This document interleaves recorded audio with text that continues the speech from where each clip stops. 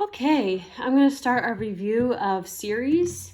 We're lucky this year because of the coronavirus. They have made series a little more streamlined. So as I'm going through the questions, they are totally doable for you to understand. So this front page is a great cheat sheet. What I just wrote a note for myself to compile for next week is to take like their these different sheets and put them all together, because this is really what we should use as our cheat sheets.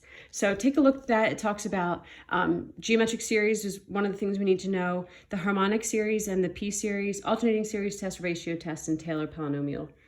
So those are our big 5 topics. And I decided, a good way to address them would be to just go through these open-ended questions. So I've gotten through the first one, and okay, that's all I got through so far was the first one, but I'm getting tired and I'm making mistakes, and I just, so I'm going to film just the first one now, and then I will film the others later. So we'll start with the first one, and then I'm sure by Monday, it's Friday now as I'm filming this, so by Monday I'll have the other ones put together. I'm thinking this will take us, I don't know, maybe it'll take a day, but we'll see how long. Anyway, blah, blah, blah, blah, blah. I'm going crazy. Hopefully you are too. A little bit. Okay, so I'm just, this took me a lot of just really like organizational brain power and really trying to stay in what I know and not get all freaked out and be very neat in what I'm writing down, because the concepts here are not hard. The concepts are easy. It's just, it's easy to get confused with their terminology, but what they're trying to convey is not difficult. So when I first looked at even letter A, I was like, oh gosh, you guys are all going to be like, nope, I'm out. But really what they're asking you to do is not hard. So they're giving you this expression for A sub n and B sub n. So like we're going to use them within series or whatever. So letter A, let P equal 2.5. So that's going to be this and this. Show that both series converge. So they're saying like, give us the explanation for why the series converge. So first let's figure out what's the series for A sub n. So that's the series of this. So put that in here and put 2.5 in for P. So if I put 2.5 in for P, what does that mean? It means I have -1 to the n over n to the 1/2. So this is something we're supposed to know. I know it's been a while, but there are two things that are important usually, and this is on that main page before. Oh, sorry, the focus is out of focus. Usually, I'm going to write this here and then erase.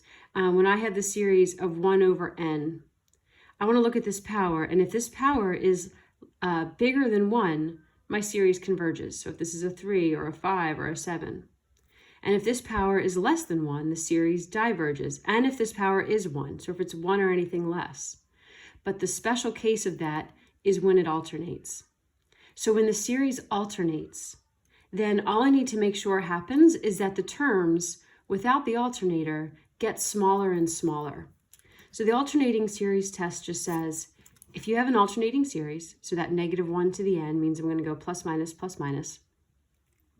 as long as this thing is, as long as what remains without the alternator, so in this case 1 over n to the 1/2, as long as that will get smaller and smaller as I plug numbers in for n, then my series will converge because of the alternator. I don't have to worry about this power being bigger than 1. I just need to make sure that this term that's left will get smaller and smaller. So yes, as I put bigger and bigger numbers in for n, I'm square rooting them, but still the numbers on the bottom are going to get bigger and bigger. So therefore, this fraction itself will get smaller and smaller. So by the alternating series test, this will converge. Whereas the second part, the alternator's not here. So this is saying, what's the series of B of n? B of n is this series here, plugging in P for, to be 2.5. So now I have -2 over n to the 3.5. The -2 is meaningless to me. The -2 doesn't change anything. It's just a constant. It's not going to grow or anything else. So really, this is the same thing as looking at 1 over n to the 3.5. So all you need to consider, now this is what we call the P test. This power needs to be bigger than 1 for the series to converge. Remember, we did this so when we were in class, that if we had the series 1 over n, that was going to diverge. and 1 over n to the 1/2, that was also going to diverge. Any power that was 1 or smaller was going to diverge, but 1 was like the boundary line. And everything bigger, 1 over n squared, was going to converge. So all of those bottoms were big enough to make the fraction small enough to make the series converge. These bottoms are not big enough to make the fraction small enough to have the series converge. So anyway, going back to this one, the power is 3.5. That's fine. That is bigger than 1. So this will converge, and we call that the p-test. Okay, letter B. Find all integer values of p so that they will both converge. So first we take the series of a sub n, and I want to think, well, what could p be? Or what does p have to be so that this will still converge? And at first I thought, well, couldn't it be anything? And then I was like, oh yeah, no. This is an alternating series. So the thing that has to be true is 1 over n to the p minus 2 has to get smaller and smaller as I go. So how can I make sure that that's the truth, like that that's the case? If this power is negative, well, then that's going to pop this entire thing up to the top. Now all of a sudden I have like whole numbers that are increasing in size. That is not going to work. I need to make sure that this stays in the bottom. I need to make sure that this power does not become negative, because if this power becomes negative, all of a sudden it's popped up. So how do I do that? Well, I need to make sure this power stays positive. So I need to make sure that p minus 2, that power, stays bigger than 0. So therefore p must be bigger than 2. So this is one fact that I know, that for this series, p has to be bigger than 2. Well, now let's go over to the other one, which is actually easier. This is not alternating. So this is just a regular series, and negative 2, again, is inconsequential. All I know is that this power has to be bigger than 1. That's that p-test that I was just talking about up there. So this power, 6 minus p, has to be bigger than 1 to have the series converge. So solve that means p has to be less than 5. Subtract the 6, divide by negative 1, flip the inequality. So both of these things so they said, find all integer values of p that will make both series converge. Well, p has to be greater than 2 and less than 5. So both will only converge when p is 3 or 4. Okay, letter C is a doozy, but it's awesome. It's not hard. It's just you gotta really think.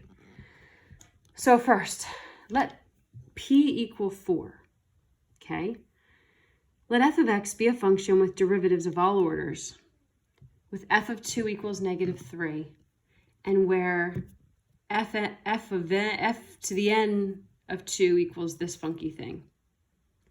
Find p sub 3 of x, the third degree polynomial for f of x centered at x equals 2. So there's a lot to unpack here. First of all, go to the easiest one first, this just means, it's just a notation telling me I'm going to use the third degree. Third degree means go until the highest power of x is 3. Centered at 2 means we're going to have a Taylor polynomial. So instead of just having like f of 0 plus the derivative at 0 times x plus the second derivative at 0 times x squared over 2 factorial and on, I'm going to have the function evaluated at 2. And then x minus 2 to the first, and then x minus 2 squared over 2 factorial, and x minus 2 to the third over 3 factorial. So that's how that Taylor series works when it's not centered at 0. So all that I really need, this is just like a template. The Taylor series is really easy to write. What I need are all of these derivatives. So that's where this comes in. This is a formula to find the derivatives. This n power is telling me what derivative. So like if n is 1, then this is the first derivative at 2. If n is 2, this is the second derivative of 2. If n is 3, this is the third derivative of 2. So that's the first thing to understand about that. So I need to use this to find all the derivatives so I can plug them all into the Taylor series. Okay, I need to find all the derivatives. Before I find the derivatives, at least I can get the first term. The first term is just going to be f of 2, which is negative 3. But now I need the first derivative and second derivative and third derivative. So the first derivative of 2 is found by using this formula.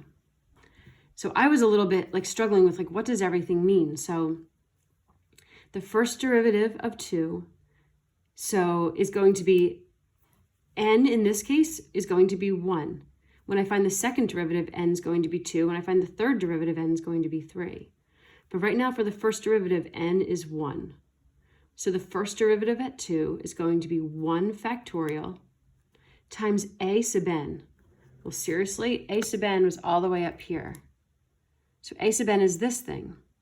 So a sub n is going to be negative 1 to the power of n, which we already said for us was 1 because we're finding the first derivative, divided by n, which in this case is 1 because it's the first derivative, to the p minus 2. And p, they tell us, is 4. Totally random. So that's where I'm getting all of this stuff to find that first derivative of 2. I have, again, n factorial, n is 1, times a sub n. A sub n's up here. The value of n is 1 and the value of p is 4. P was given, and we know because we're taking the first derivative. I reduce all that and I get negative 1 for that derivative. So that's going to go into my Taylor series in a minute. Now I do the second derivative. Now n is 2. Because I want the second derivative, now n is 2. So I'm going to have 2 factorial times a sub n. A sub n is up here. N is 2 now, so negative 1 to the second. And then 2 to the 4 minus 2. 2 is the n, 4 is the p. Reduce all this, get a half. If I were you, I'd pause the video now and see if you can get the third derivative by yourself. But the third derivative is, again, using the formula for the derivative, 3 factorial times a sub n. So negative 1 to the power of 3 divided by 3 to the 4 minus 2. N is 3, p is 4. Reduce. So now that I have all these derivatives, negative 3, negative 1, 1/2, and negative 2/3, I'm ready to write the series. So this is the easy part. First term, and then plus the derivative times x minus 2 to the, technically this is like to the first over 1 factorial. And then I have 1/2, x minus 2 to the second over 2 factorial, minus 2/3, x minus 2 to the third over 3 factorial. So there wasn't like a whole lot that was difficult. It's just, okay, fine, it's difficult, but it's within your reach for sure. All right, last one, part D. Using p sub 3 of x that you found in part C, find the derivative of p. So we can do that. Let's just do that part first and then let's approach the rest of the problem. So I first rewrote the polynomial, the p sub 3 polynomial from up here. I just rewrote it a little bit more simplified. Okay, so the one from up here, I simplified and, you know, made this a 4 and I simplified the number in front of this one. So that's the first thing we're looking at. This paper's in there. So then they asked me to find the derivative of p. Okay, that's really not a big deal. If this is the polynomial for p, let's find the derivative. The derivative of negative 3 is 0. The derivative of this is negative 1. The derivative of this is 2 times a fourth, x minus 2 to the first. The derivative of this, 3 times a ninth, x minus 2 to the second. So there we go. I don't have to simplify it. I can keep it just like that. Okay, now it says when x equals 3, the series c sub n, so that's what they wanted me to find, is a p series whose first 3 terms correspond to the 3 terms of p of the derivative of x. So they're just saying this series c sub n is the same thing that we just found, but now x is 3. Determine whether this series converges or diverges when x is 3. So what they're saying is take this series I just found, they're now calling it c sub n, and replace my x's with 3's and see what kind of series I have. So replace my x with a 3, replace my x with a 3, and reduce. So I have negative 1, this is going to reduce to a half, this is going to reduce to negative a third. So this series, I have a pattern here. Negative 1 plus a half minus a third, my next would be plus a fourth and minus a fifth. So this is that classic alternating harmonic series. We didn't really talk about that yet, even though we almost alluded to it up top, but it's kind of a big deal. They want you to know what the harmonic series is and what the alternating harmonic series is. So the harmonic series is when we just have 1 over n. So that's going to be 1 plus a half plus a third plus a fourth. The alternating harmonic series is the same thing, but it alternates. So -1 to the n over n. So this is going to be 1 and then minus a half plus a third minus a fourth. Well, they're totally different, even though they're so similar. The regular harmonic series, 1 plus a half plus a third plus a fourth, if it's all pluses or all minuses actually, is going to diverge. By the p-test, that power of n is 1, and then that's not good, that diverges. But the alternating harmonic series converges. It's still 1 and a half and a third and a fourth, but now because I alternate, plus minus, the alternating series test says as long as my terms get smaller and smaller, which they do, if they alternate, the series will converge. So you really want to know those two. The harmonic series is all pluses, could be all minuses, but basically all pluses. Alternating harmonic is alternating but the same terms. Harmonic series diverges, alternating harmonic converges. So therefore, this is the alternating harmonic series and it will converge. Whew!